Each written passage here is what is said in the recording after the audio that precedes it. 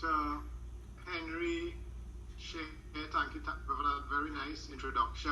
Fellow panelists, Brother Cambon and Comrade Ozzy, ladies and gentlemen, I'm very honored to be invited here to be part of this very important milestone. I want to thank the librarian of the OWTU library for assisting me with some of the research material.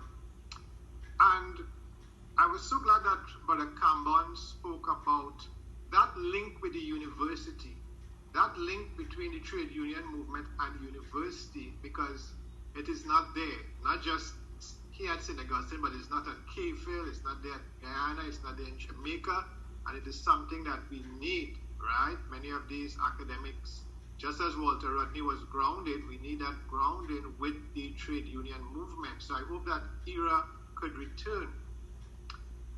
If Comrade Weeks was alive today, I wonder if there would be any lockdown on Labor Day.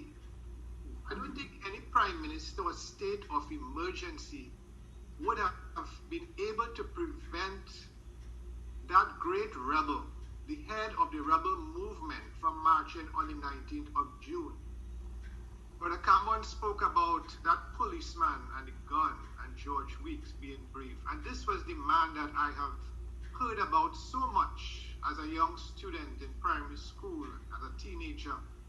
And he's very much a legend of a myth, part of the legend of the trade union movement. And whilst I was doing research on George Weeks' life, I realized how the past has influenced the present. Or should I say the present is tied so closely to the past. We had a major division in the trade union movement, just as we had NATOC and Phaeton. We had the Trinidad and Tobago National Trades Union Congress.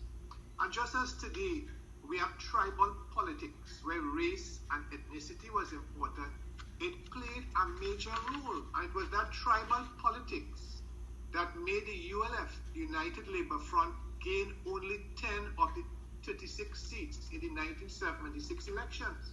And George Weeks failed to win his seat because of that ethnic voting. So it's very interesting to see that influence still of the tribal politics. Brother Cambon mentioned the Industrial Stabilization Act of 1965, and it was unions such as the OWTU and other union leaders who put the Williams regime under intense pressure, and they actually had to concede, and they ended up passing the Industrial Relations Act, IRA, 1972. And very interestingly, Weeks was not part of meetings at a tripartite conference in 1970. And Weeks was not part because the OWT was not affiliated with the Trinidad and Tobago Labour Congress. And he said that this conference, the tripartite conference, was a sellout, because they did not get rid of the ISA, and some of the amendments were not suitable for the union movement. So Weeks was very vociferous, and said his mind. And one thing I have noticed with Comrade Weeks was that he not only represented oil workers, he was one of the major voices of the working class. Comrade Weeks argued for the revolutionary transformation of the economy. He didn't just want nationalization of the industries. He wanted the trade union movement to be treated with respect. Weeks was a giant, not just in Trinidad and Tobago and the Caribbean, but internationally. He was respected.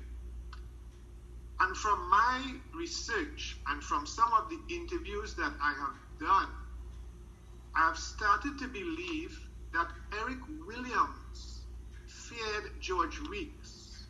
Weeks overshadowed this little Eric Williams. And I will give you one illustration of why I believe so.